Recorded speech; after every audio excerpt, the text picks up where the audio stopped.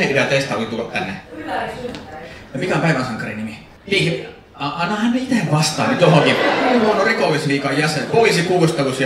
No mitäs sinä tehnyt? No minä voin vastata hänen puolestaan. Hän kävi tuossa äsken murtautumassa, hänen mies saa pilviä ja sitten niin tuossa minun mies Tomia.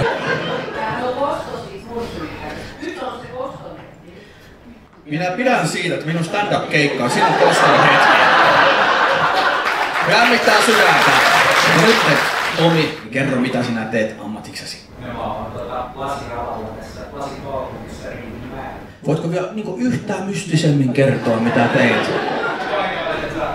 Oottaks kaikki paikallisia?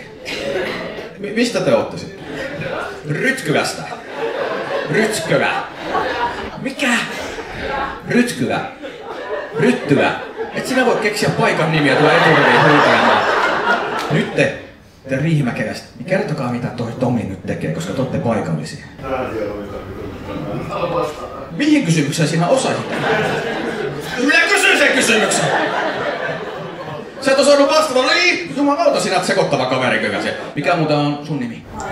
Ota häneltä nyt mallia. Tälle pitää vastata poliisikuulustelussa. Missä sinä olit? No riippuu mistä sinä haluat, että minä olen ollut. Ja minä kysyn missä sinä olit, no siihen minä en tiedä vastausta, mutta mikä se kysymys on? Niin kysymys on missä sinä olit. No kerro se kysymys ja minä vastaan missä minä olin. Ryttylässä oli koko viikon, Ryttylässä oli.